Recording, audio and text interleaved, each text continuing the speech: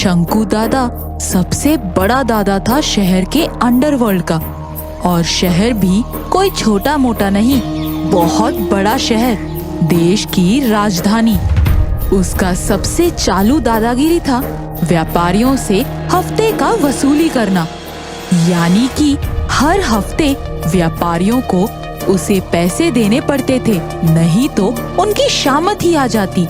एक दिन शंकु अपने साथियों के बीच बैठा हुआ था। उसका मसलमैन बासुकी बुझा बुझा सा अंदर आया। शंकु दादा, गड़बड़ हो रहा है। क्यों रे, क्या हुआ? भंडारी पैसे देने से आनाकानी कर रहा है। वही भंडारी ना, जिसका 10,000 करोड़ का प्रोजेक्ट है और जिसे झोपड़पट्टी वाले अपनी जमीन नहीं दे रहे थे। हमने जबरन झोपड़पट्टी वालों से जमीन दिलवाई थी। हाँ हाँ, वही दादा। उसको उठा लाओ अभी इसी वक्त। पहले के भी जमीन खाली करवाने के पैसे बाकी रखे। कहा था काम शुरू होने पर भिजवा देगा, लेकिन पैसा अभी तक नहीं आया। मुमकिन नहीं है दादा। क्यों? पता नहीं उसकी आंखों पर कैसी चर्बी चढ़ गई है। उसने पुलिस बुला रखी है। पुलिस कब तक रहेगी?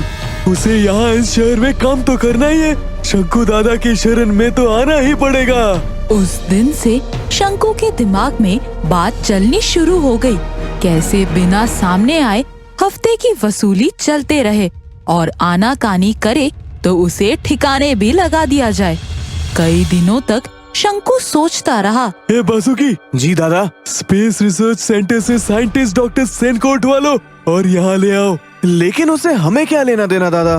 दादा से मुंह लगाते हो, आइंदा ऐसी गलती मत करना।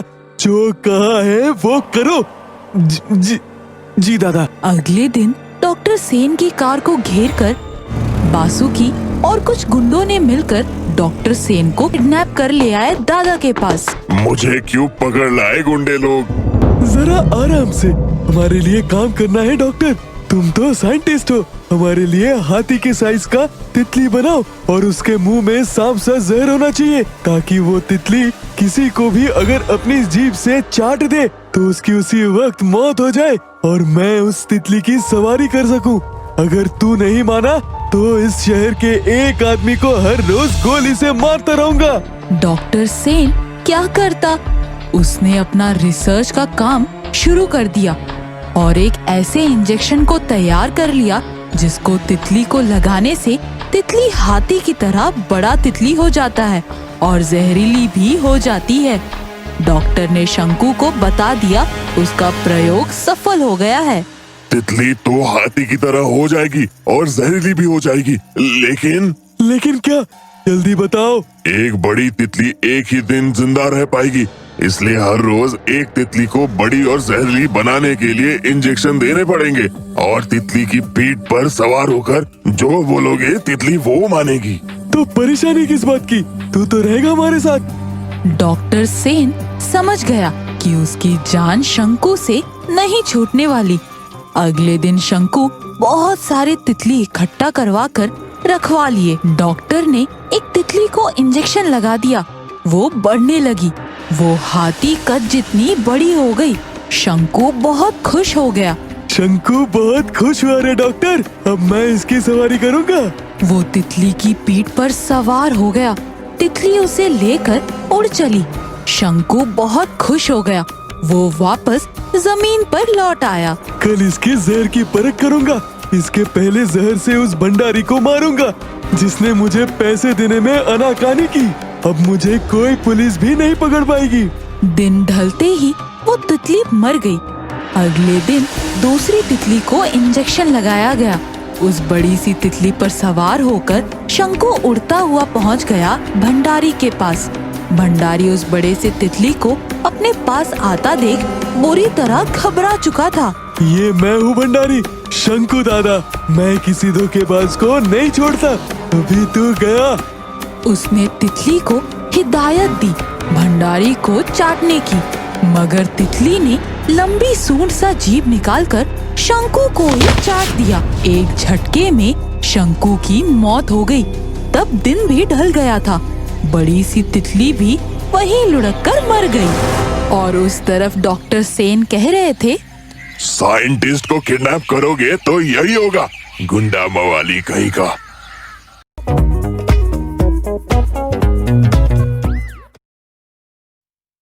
भूतिया लिफ्ट। आनंद और आयशा एक खुशमिजाज कपल था। एक दिन जल्दी करो आयशा, मुझे ऑफिस जाने के लिए देर हो रही है। आ रही हूँ, ये लो तुम्हारा टिफिन, आज जल्दी घर आना। हाँ ठीक है, कोशिश करूंगा। फिर आनंद ऑफिस के लिए निकलता है। ऑफिस के वक्त से 5 मिनट वो जल्दी पहुंचता है। लिफ्ट के पास जाता है और देखता है कि लिफ्ट बंद है। लिफ्ट के बाहर आउट ऑफ ऑर्डर ऐसा लिखा होता है। आनंद सोचता है कि अभी सीढ़ियां चढ़ के जाना होगा।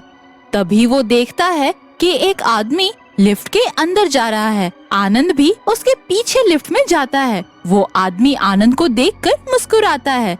लिफ्ट ऊपर जाती है। थोड़ी देर में आनंद लिफ्ट के बाहर आता है और देखता है तो वो ग्राउंड फ्लोर पर ही होता है। उसे कुछ समझ नहीं आता।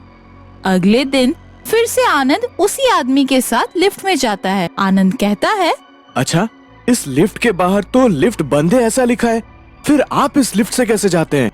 मैं इस लिफ्ट में ही रहता हूँ। ये क्या कह रहे हो आप? लिफ्ट में कोई कैसे रह सकता है भला? और आप यही काम करते हैं क्या?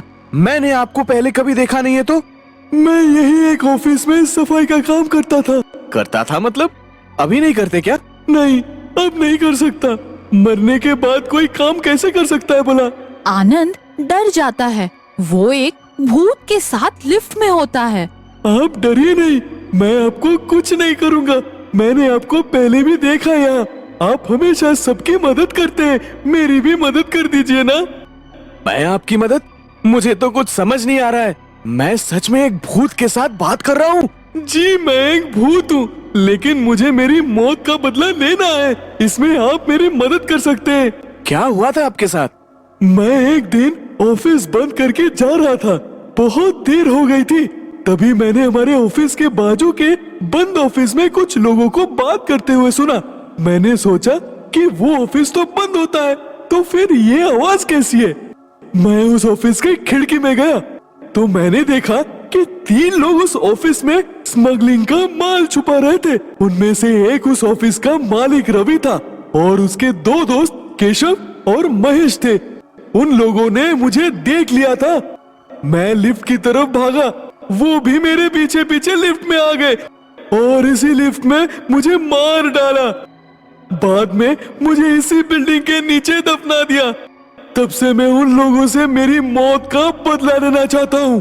आपके साथ सच में बहुत बुरा हुआ, लेकिन मैं आपकी मदद कैसे कर सकता हूँ?